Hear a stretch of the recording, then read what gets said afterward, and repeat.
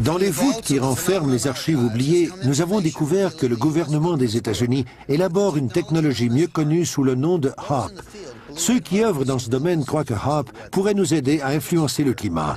Les critiques craignent que cette technologie devienne une arme d'une destruction monumentale si elle tombait entre de mauvaises mains. Aujourd'hui, la Terre est plus instable, elle vacille plus qu'avant. L'atmosphère s'accélère et la Terre ralentit. Le noyau terrestre devient plus chaud, le nord magnétique change. Le Soleil est plus actif et plus âgé que nous l'avons cru. Tout est plus imprévisible et les hommes semblent vouloir pousser les choses à leurs extrêmes limites. C'est insensé parce qu'ils ignorent les risques. Ils jouent avec le système électrique de la planète. Nous avons besoin d'air pour survivre. Je pense que nous ne devrions pas faire quoi que ce soit pour l'endommager. HAARP est-il sûr? Oui, il l'est. Fondamentalement, HAARP est une technologie d'armes de la guerre des étoiles basée au sol. HAARP m'effraie parce que je sais ce qu'elle peut faire. C'est une technologie qui peut contrôler l'esprit humain. Non, je n'ai pas entendu parler de la guerre ionosphérique. Je ne sais même pas ce que ce terme signifie. Le regretté Carl Sagan a dit « Nous avons convenu d'une civilisation globale dans laquelle les éléments les plus cruciaux dépendent de la science et de la technologie. Nous avons aussi organisé les choses pour que personne ne comprenne la science ou la technologie. Nous pourrions y échapper pour un certain temps, mais tôt ou tard, ce mélange explosif d'ignorance et de pouvoir nous sautera au visage. »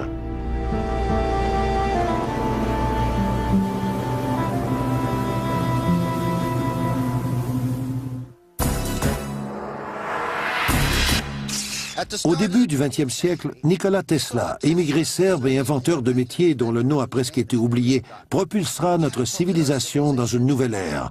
On lui doit le courant alternatif, la radio, le tube fluorescent, le contrôle à distance ainsi que la robotique. En tout et partout, cet homme aura fait breveter 700 inventions. Tesla a expérimenté des façons de contrôler le climat, de fournir de l'énergie gratuite et de protéger les États-Unis contre les attaques à l'aide d'un bouclier. Semblable au fiasco du projet La guerre des étoiles, HAARP, ou programme de recherche sur les hautes fréquences boréales actives, est la plus importante étude de Tesla.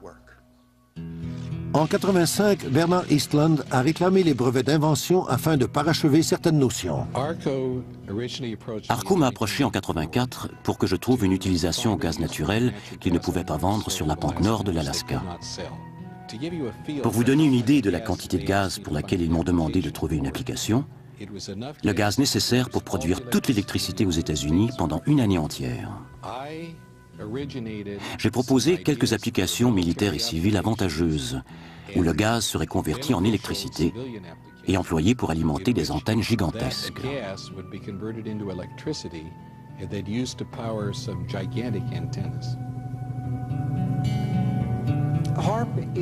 HAARP est une grosse antenne qui capte la fréquence radio et que nous orientons dans la haute atmosphère pour simuler le rôle du Soleil. Il suffit de concevoir l'atmosphère de la Terre, aussi baptisée l'ionosphère, comme une épaisse bulle de savon, une membrane, un bouclier électrique naturel autour de la Terre qui protège toute forme de vie d'une radiation solaire mortelle. Sans l'ionosphère, on serait grillé. Toute la vie sur la Terre serait grillée.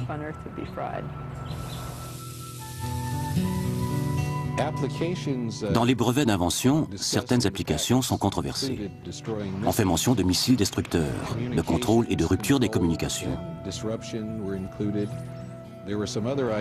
Il y avait d'autres hypothèses pour modifier le climat ou balayer une partie de la haute atmosphère dans l'espace, dans l'espoir d'arriver à détourner la trajectoire des missiles.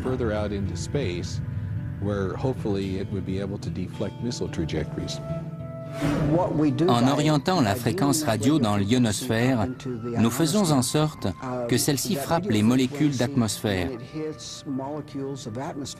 Elle a tendance à faire bouger plus vite les particules sous-atomiques, à augmenter la température à plus de 1600 degrés, ce que fait normalement le Soleil à ses particules dans l'atmosphère.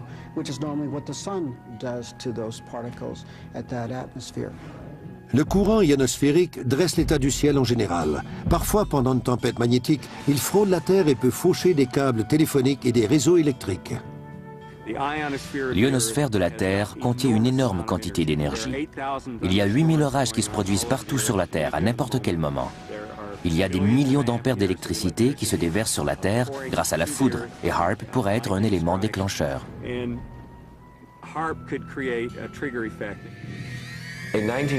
En 1983, j'ai procédé à une tomodensitométrie avec 30 watts pour trouver du pétrole dans le sol. J'ai trouvé 26 puits de pétrole sur une surface qui touchait 9 États et avec des résultats précis à 100%. 30 watts de puissance directement dans le roc, alors que HAARP dirige 1 milliard de watts dans l'ionosphère dans un but purement expérimental.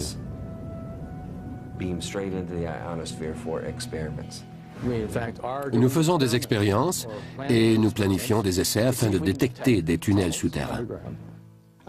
On peut modifier les fréquences ou réorienter l'antenne de façon à passer d'une partie de l'ionosphère à l'autre, ce qui nous permet d'acquérir plus de puissance que n'importe où ailleurs.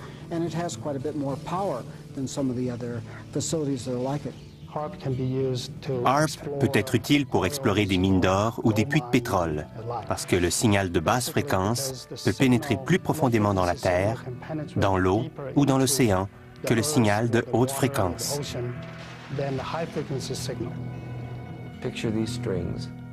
Imaginez les cordes de ce piano comme les couches de la Terre.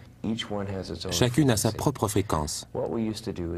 Nous orientons les ondes hertziennes dans la Terre et elles font vibrer n'importe quelle corde présente dans le sol.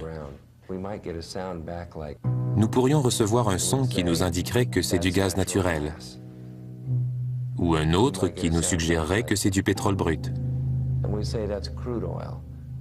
Nous serions capables d'identifier chaque fréquence de chaque couche terrestre. Nous avons accompli cela avec seulement 30 watts de puissance de rayonnement. Si on réussit avec 1 milliard de watts, les vibrations seraient si violentes que le piano entier tremblerait. En fait, la maison entière tremblerait. Les vibrations pourraient être si sévères qu'elles pourraient provoquer un tremblement de terre.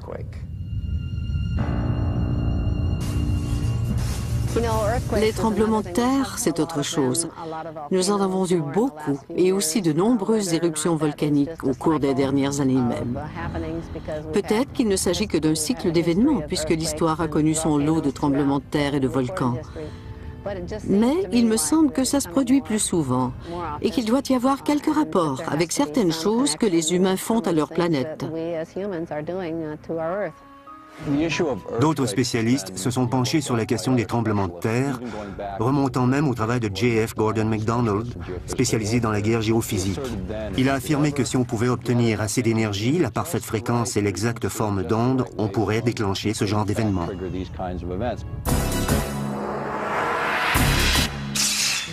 Pendant 50 ans, nous avons fiché des trous dans notre atmosphère avec des fusées, détruit l'ozone avec les CFC et causé d'autres problèmes sérieux en faisant des essais d'armes nucléaires. Comment cela a-t-il affecté le climat? Le consensus admet l'effet de serre. Maintenant, nous avons HAARP, un appareil de chauffage d'atmosphère artificielle. Que nous réserve l'avenir? On voit actuellement le site de HAARP en Alaska, enfin 1/5 du site. Une fois terminé, on aura 180 pylônes comme ceux-ci.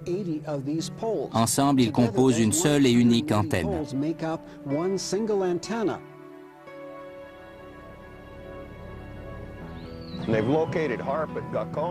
HAARP est situé à Gakona parce que la magnétosphère y est plus proche de la surface de la Terre. Ils ont besoin de cette traction magnétique pour décharger dans l'ionosphère et dans la stratosphère. Les gens d'ici n'ont rien su du projet et de la venue de HAARP, ni des modifications apportées pendant sa gestation. Le consortium d'antennes de HAARP produit 1 milliard de watts de faisceaux radio de haute fréquence qui pénètrent la basse ionosphère et agissent réciproquement avec l'électrojet auroral. Pendant cette modification, ce faisceau balaie et stimule l'ionosphère, créant des ondes mégamétriques qui peuvent se déplacer sur de grandes distances dans la basse atmosphère et pénétrer dans la Terre pour y dénicher des missiles, des tunnels souterrains et communiquer avec des sous-marins cachés.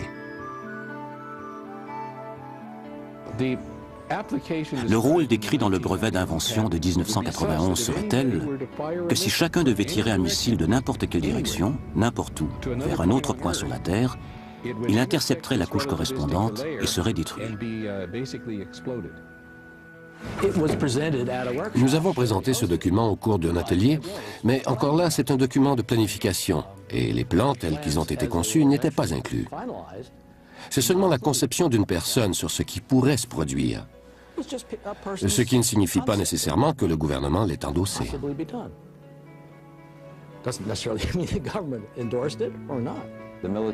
L'expertise militaire l'explique comme étant une étape d'un projet à phase multiple.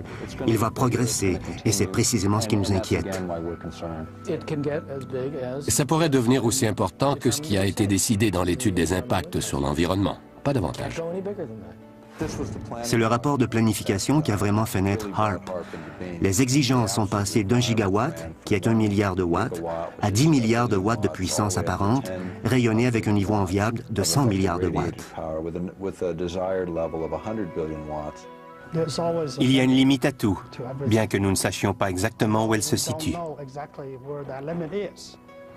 Ils le reconnaissent dans leur exposé quand ils disent « Nous ignorons les résultats de l'étape suivante ». Autrement dit, on utilise l'ionosphère comme un amplificateur et comme moyen d'émission. En réalité, ce que nous faisons avec l'ionosphère est non seulement de diffuser un signal, mais aussi de l'amplifier. Nous faisons en sorte qu'il soit beaucoup plus intense, des centaines de milliers de fois plus intense qu'il le devrait. Nous émettons cet indicatif sur un grand secteur de la Terre. Ici circule ce qu'on appelle l'électrojet auroral. On y dépose l'énergie, on change l'environnement et on transforme le courant. On produit alors des ondes mégamétriques et myriamétriques. En d'autres termes, le courant ionosphérique auroral est une rivière d'électricité qui est loin au-dessus de nous. Récemment, j'ai lu dans un journal qu'ils ont l'intention de l'abaisser tout près de la Terre afin d'y exploiter une immense centrale électrique. C'est de la folie. À sa plus forte puissance, l'énergie du rayon déployée pendant 1h30 équivaudrait à celle de la bombe à hydrogène.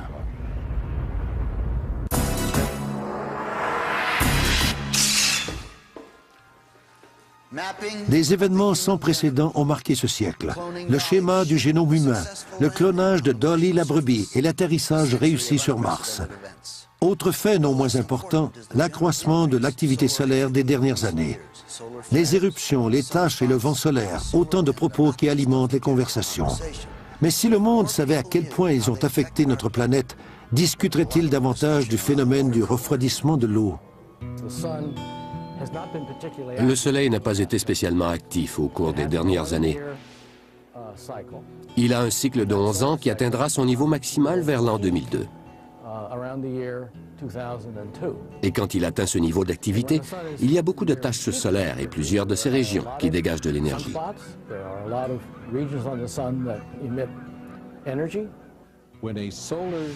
Quand une éruption solaire frappe l'ionosphère de la Terre, elle embrouille les communications radio. La raison est simple. Quand il y a des perturbations dans l'ionosphère, nous ne pouvons pas communiquer avec nos satellites. HARP n'agit pas sur les communications mondiales. Le Soleil provoque des changements dans l'ionosphère. Nous ne pouvons que deviner. Nous ne connaissons pas les effets du Soleil sur l'ionosphère. Ce que j'ai dans les mains est une lampe à décharge sans électrodes, contenant un gaz troposphérique, un peu semblable à l'atmosphère de la Terre. Je vais maintenant le placer dans un four à micro-ondes et l'irradier avec 1 watt par centimètre carré. Avec seulement 1 watt, on obtient le milieu nécessaire pour fractionner l'air, peu importe ce qui arrive. On peut voir tout le mouvement dans le plasma. C'est caractéristique de ce qui arrivera à haute altitude, là où l'ionosphère est irradiée par ces grands rayons. C'était 1 watt par centimètre. HARP concentre 3,6 millions de watts et les comprime dans un rayon d'1 milliard de watts, 1 gigawatt. Nous comprimons les mégawatts dans un rayon étroit. Ensuite, dans un espace minuscule, on peut créer ce qu'on appelle un gigawatt effectif. Pour ce qui est d'injecter des particules d'énergie plus hautes dans le système électrique de la Terre, l'ionosphère est un système dynamique, toujours en mouvement et en transformation. Je ne pense pas que quiconque sur cette planète sait vraiment quand s'arrêter. Ça prend une quantité minuscule d'énergie pour en libérer une somme énorme. C'est la même chose qu'une balle de fusil. Derrière la balle, la gâchette évacue une minuscule quantité d'énergie, mais elle déclenche une grande puissance dans la balle elle-même.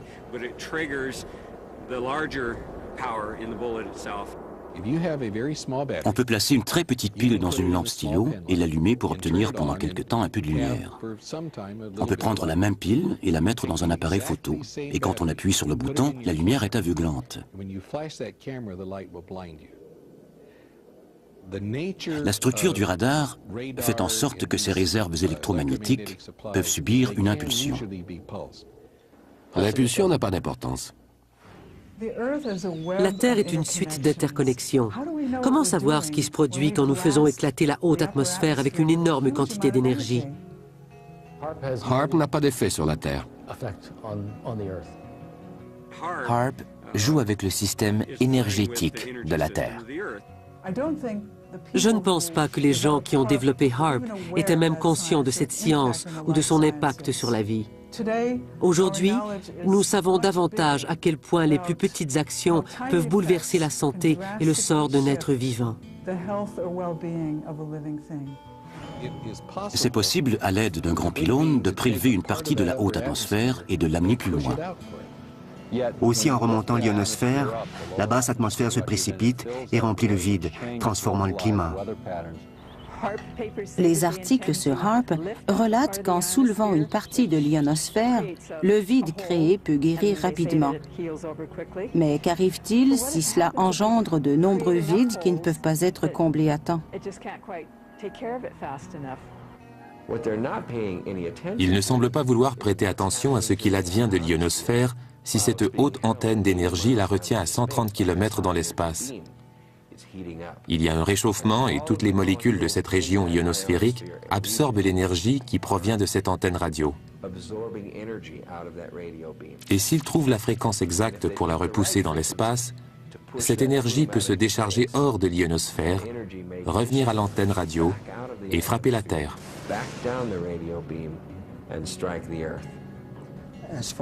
Quant à moi, la création d'un vide est l'analogie de mettre la main dans l'eau. C'est vrai, on occupe l'espace, mais quand on la retire, tout se remet en place comme avant.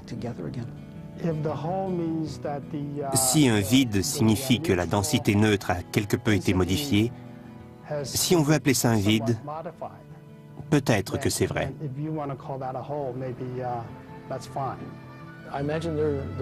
J'imagine des centaines de satellites qui ont des interactions avec l'ionosphère. Ils apportent tous leur propre modification de l'ionosphère. Chacun crée son propre vide. D'ailleurs, non seulement HAARP, mais les satellites, les fusées, les vols de navettes spatiales, de nombreuses technologies de l'espace créent des trous dans le ciel.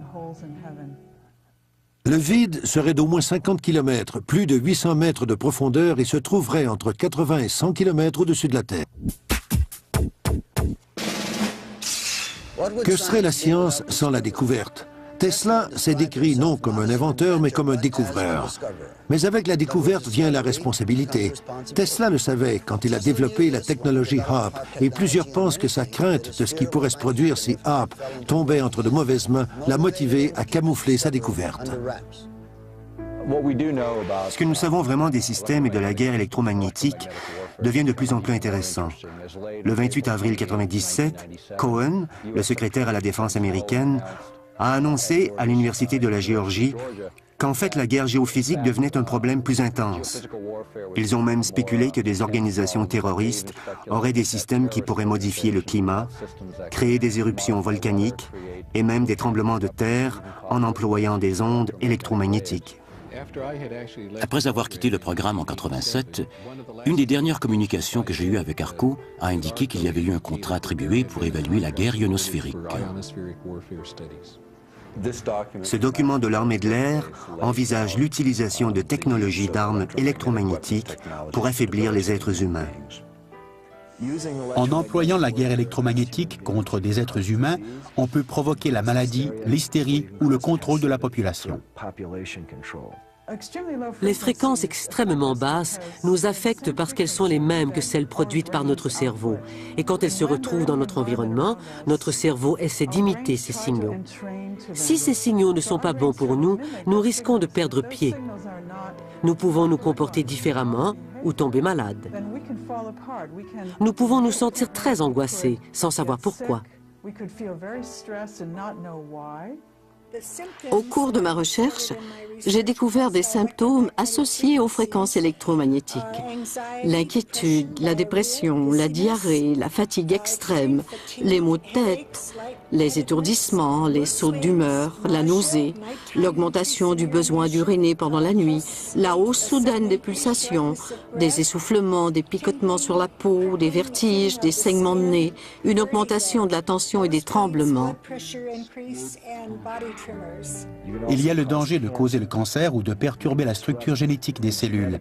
Il existe la possibilité d'occasionner des dégâts permanents, des dommages mutagènes aux futures générations, ou de causer des dommages à très court terme, comme d'entraîner l'altération des cellules de quelqu'un qui mourra des suites d'une hémorragie.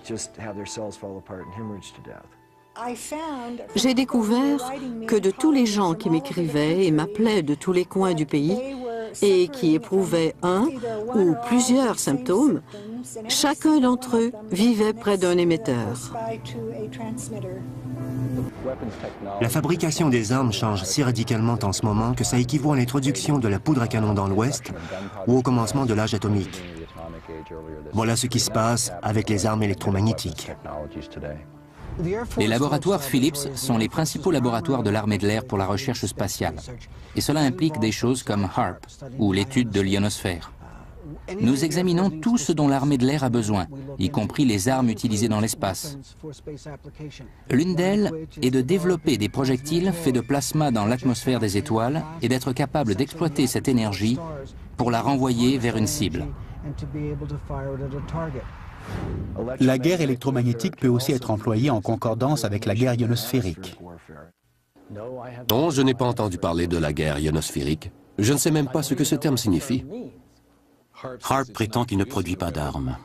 HAARP ne peut pas être employé comme une arme. Certains de nos critiques ont soutenu que HAARP en est seulement à ses débuts et qu'il pourrait devenir un arsenal important. C'est faux. Bien des gens ne sont pas conscients du fait qu'il s'agit d'une technologie qui appartient à l'ère de la guerre des étoiles. Mais elle est basée au sol et le Congrès des États-Unis a dit qu'il cessait de financer cette opération. Il lui donne tous les noms afin d'obtenir du financement. Je ne sais pas si c'est une répercussion de la guerre des étoiles. Dans les années 80, l'art de la technologie militaire s'appelait la guerre des étoiles. Mais à partir des années 90, ce sera la guerre électromagnétique. On ne m'a jamais demandé si c'était une répercussion de la guerre des étoiles. En lisant les brevets d'invention, j'ai pensé à des façons de l'utiliser pour la défense. L'une d'elles était un dispositif anti-satellite, où on aurait pu fabriquer des électrons dans l'espace et frapper un satellite. Ça aurait pu servir autant pour l'offensive que pour la défensive. Nous aurions pu détériorer les communications de l'ennemi en sauvegardant les nôtres. C'est l'un des fondements contenus dans le document technique de HAARP. Il n'y a jamais eu d'intention de construire quoi que ce soit en rapport avec ce que M. Eastland avait proposé dans son brevet d'invention.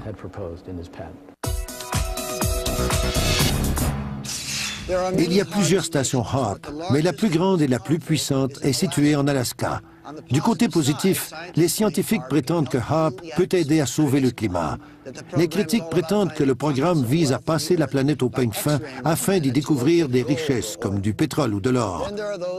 Alors, il y a ceux qui croient que HAARP est strictement militaire, avec un superbe système de communication sophistiqué qui a le pouvoir d'interagir avec des sous-marins cachés ou, s'il est employé comme une arme, est capable de changer les impulsions électriques du cerveau humain. Est-ce possible? Nous sommes entourés et bombardés par des millions de mégawatts d'énergie naturelle parce que du soleil souffle un vent qui atterrit sur notre planète. Comme la Terre est un aimant géant, un champ magnétique appelé la magnétosphère nous protège. Les brevets d'invention originaux de HAARP ont été conçus pour déformer ou modifier la magnétosphère. C'est intéressant de comparer les humains et la Terre.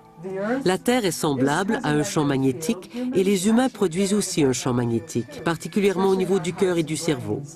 Chaque cellule de notre corps a une substance magnétique puissante, la magnétite, qui répond avec sensibilité au champ magnétique de notre environnement.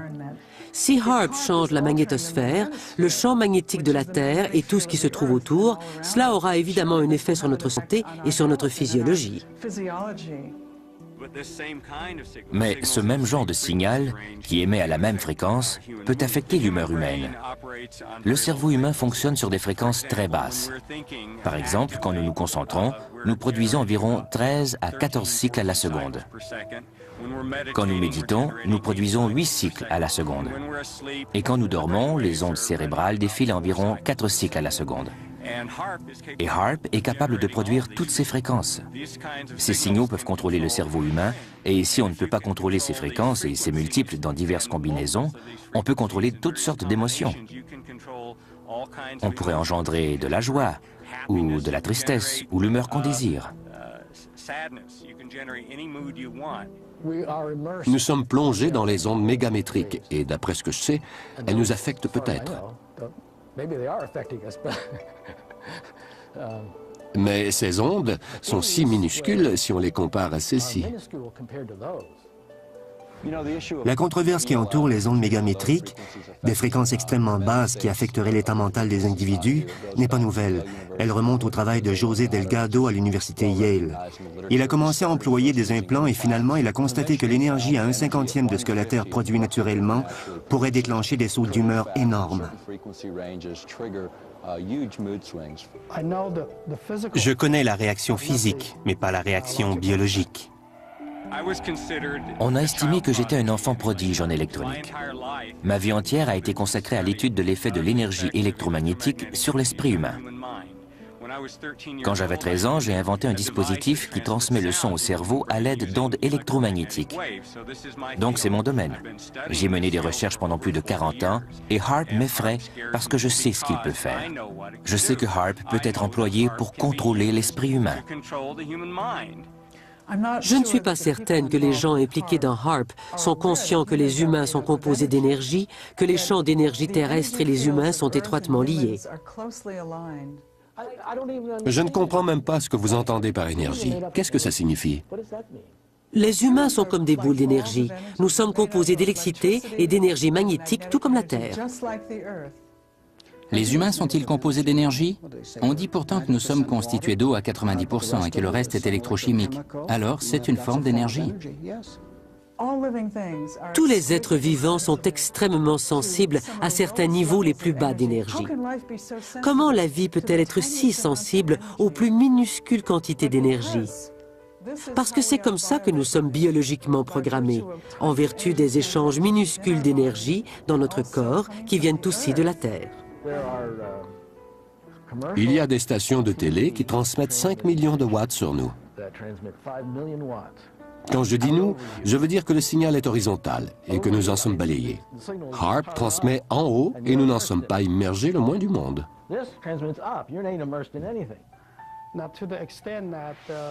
Les enfants qui regardent la télévision couleur me préoccupent plus que le fait de recevoir des rayons qui émanent de HAARP ou d'un autre appareil.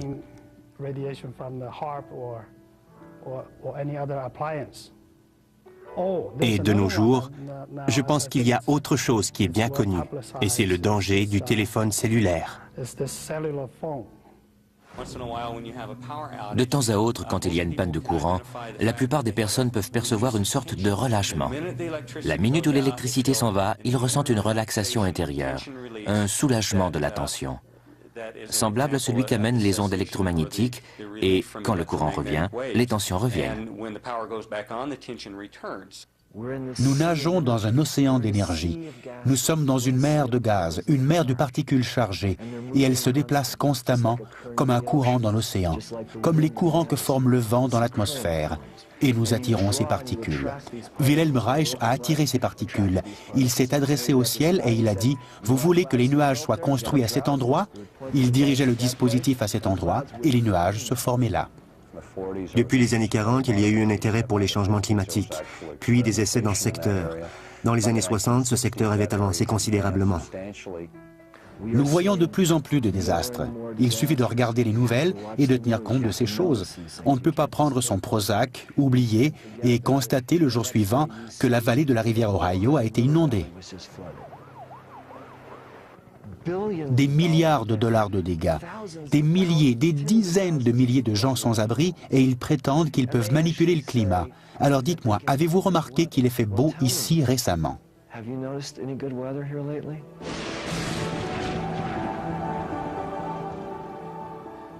Aujourd'hui, nous avons un certain nombre de technologies, non seulement HAARP, mais des satellites et d'autres appareils réchauffent l'ionosphère, placés dans des endroits stratégiques partout dans le monde, et ils peuvent créer des perturbations. Si cette onde hertzienne rayonne dans l'ionosphère et qu'on continue à la charger, on envoie non seulement l'énergie dans l'ionosphère, mais on fournit un chemin à l'énergie pour qu'elle revienne sous l'ionosphère. Autrement dit, il pourrait créer une décharge massive de foudre plus grande que tout ce que nous avons vu sur cette planète. Une fois qu'une dérivation solaire se forme et que l'ionosphère décharge, les électrons et l'énergie viendront de partout dans l'ionosphère à ce point précis. Et ils frapperont le sol dans un axe 100 fois plus grand que n'importe quel axe de foudre imaginable. Il faut reconnaître que c'est un peu tiré par les cheveux. Mais chaque fois qu'on l'expérimente, on court des risques avec de grandes sommes d'énergie. Et il faut envisager le pire des scénarios, et celui-ci pourrait l'être.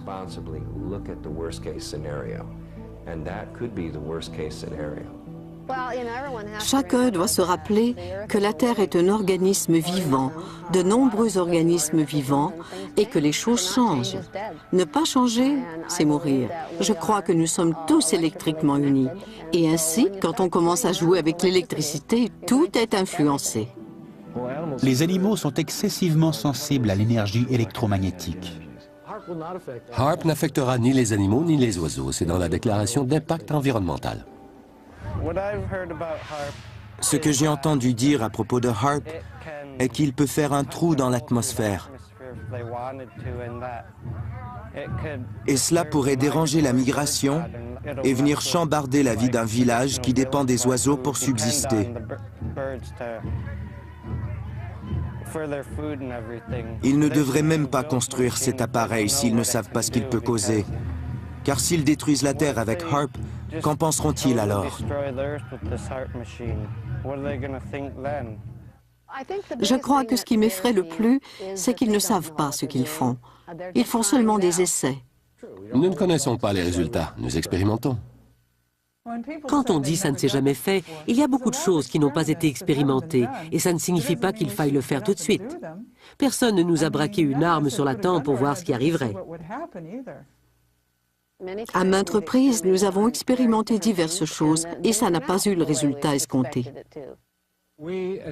Sur Bikini, nous avons assisté au premier essai de la bombe à fusion. Et le fabricant de la bombe pensait qu'elle équivaudrait à 7 mégatonnes de puissance explosive. Elle s'est avérée en posséder 15,4 mégatonnes. Le RIL a été beaucoup plus contaminé que prévu. Et la radiation a contaminé l'océan. C'est comme le DDT. Vous souvenez-vous? On nous avait dit que c'était inoffensif. Et ils ont déambulé dans les rues à bord de camions qui ont vaporisé du DDT sur des écoliers pendant qu'ils mangeaient. Tandis que nous devrions étreindre et non pas craindre l'apparition des nouvelles sciences, des catastrophes comme celle de 3 Mile Island, Tchernobyl et Hanford nous ont appris que nous devons savoir quand retenir le génie dans la bouteille.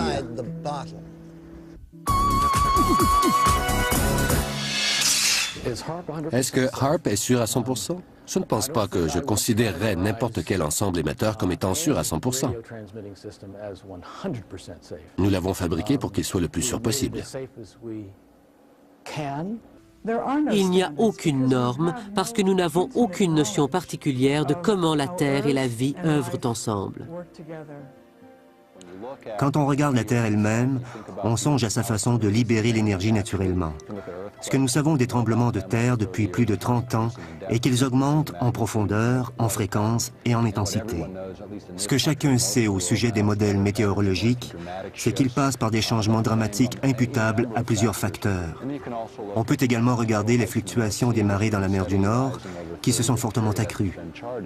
Tout ça indique que l'énergie s'échappe et qu'au milieu de cette libération naturelle d'énergie, nous allons injecter des milliards de watts de puissance dans les lignes de force du champ magnétique. Quel sera le résultat? Ils ne le savent pas vraiment. La déclaration d'impact environnemental a été financée par l'armée de l'air et la marine, par les gens qui dirigent le programme. La sécurité est la principale précaution. Sécurité de l'aviation, de la radiofréquence.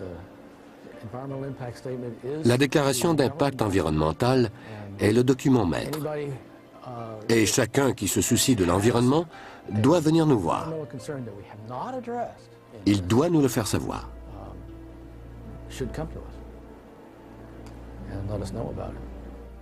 En dehors des autorités militaires, il n'y a aucun comité scientifique indépendant impliqué dans ce projet pour en étudier les impacts. Nous pensons que c'est un programme très restreint, dans le sens que la plus grande partie est conduite par les militaires. Ceux qui gèrent les budgets gèrent le programme. La recherche militaire a une visée. Je dirais que la recherche médicale en a une autre, et pour la plupart, ces deux groupes ne se parlent pas. Il y a un certain nombre de scientifiques, comme moi, qui se préoccupent de cela, qui craignent ce que HAARP peut faire à la planète, non seulement en termes de contrôle de la pensée, mais au sujet des changements climatiques, des transformations terrestres, des tremblements de terre, toutes ces choses-là. Et nous devons tous nous unir. Nous devons entrer en contact les uns avec les autres sur l'Internet. Nous devons discuter de cela, et les scientifiques doivent contacter les représentants du gouvernement et leur dire ce qu'ils en pensent. Nos critiques ont parlé de HAARP et de certains problèmes qu'ils perçoivent. Si quelqu'un, n'importe quel groupe ou individu est concerné, ils sont le bienvenu sur le site. Ils sont invités à réunir une équipe indépendante d'experts pour venir sur le site et passer en revue ce que nous faisons. Nous n'avons absolument rien à cacher. Nous devons amener des gens de toutes les conditions sociales à étudier les impacts probables de cette technologie. Nous ne connaissons pas les effets. Je suis inquiète parce que les gens qui comprennent que la vie est un tout ne sont pas les gens qui prennent les décisions au sujet de ces expériences sur notre ionosphère. L'air que je respire est le même que chacun respire. L'eau, l'air et la terre, c'est la vie. Faisons ce que nous devons faire pour la protéger. Comme organismes vivants, nous sommes accessibles et nous ne pouvons pas tirer une ligne entre là où s'arrêtent nos limites et là où celle du domaine du non-être commence. La Terre est un organisme vivant. Elle n'est pas à l'extérieur de nous. C'est une partie intime de ce que nous sommes et quand nous la détruisons, nous nous détruisons nous-mêmes.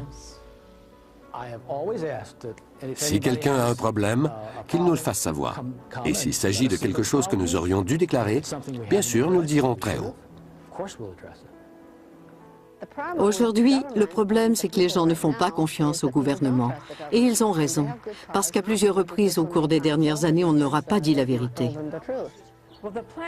Le système électrique de la planète n'est pas là pour que nous l'exploitions au profit du ministère de la Défense. Il fait partie d'un tout, de l'harmonieuse organisation interreliée qui supporte toute la vie sur cette planète.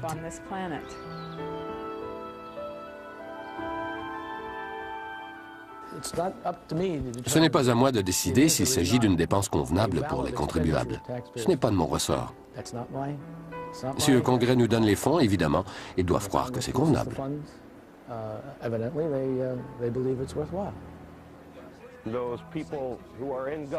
Aux gens du gouvernement qui me disent souvent qu'ils suivent seulement les ordres, ma réponse est celle-ci. Heinrich Himmler aussi suivait seulement les ordres.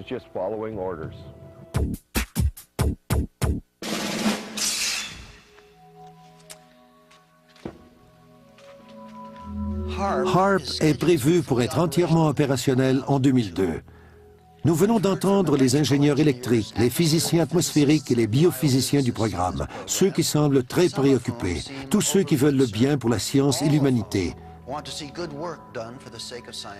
Le gouvernement fait-il tout ce qu'il peut pour assurer la sécurité de notre monde? Nous investissons des milliards de dollars dans cette technologie et la question est de savoir où tout cela finira-t-il. Nous avons déjà dépensé environ 3 billions de dollars dans l'aventure nucléaire. Ça n'a aucun sens de tirer davantage de HAARP. Il est supposé être destiné à la recherche, c'est tout. Bien que HAARP soit encore modeste, chaque grand programme d'armement l'était à l'origine. Nous le réalisons 50 ans plus tard. Dans ce cas-ci, nous le découvrons au début et c'est le moment de prêter attention à cette technologie et de décider quelle direction nous voulons prendre et si cela s'avère nécessaire immédiatement. HAARP n'est pas une menace, c'est un bienfait. Les militaires ont des plans très distincts et posent des questions différentes de celles des scientifiques intéressés par les retombées médicales ou la guérison de la planète. Nous savons aussi qu'il y a d'autres fréquences très spécifiques qui diffèrent de celles des enjeux de la guerre et qui peuvent accélérer la guérison naturelle de nos corps. Ce n'est peut-être pas la Terre qui mourra, mais nous ne serons pas capables de supporter la vie humaine sur cette planète si nous continuons à multiplier les éléments technologiques déstabilisateurs. Si nous ne nous levons pas au nom de nos convictions, au nom de nos enfants, nous ne faisons pas notre devoir. Peut-être que la vraie sagesse se trouve dans la connaissance de nos limites et que même les lois de la nature sont incertaines. Face à cette technologie, nous sommes à nous demander si ces expériences mettent en danger notre survie à long terme.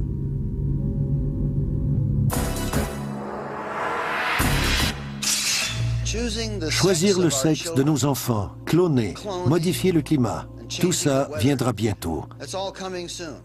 Mais au moment d'arriver à comprendre les principes de base de l'existence, comment nous protégeons-nous contre nous-mêmes? Par exemple, nous ne savons pas combien d'ogives nucléaires flottent autour de l'Europe de l'Est. Et il s'agit d'une technologie qui date de 50 ans.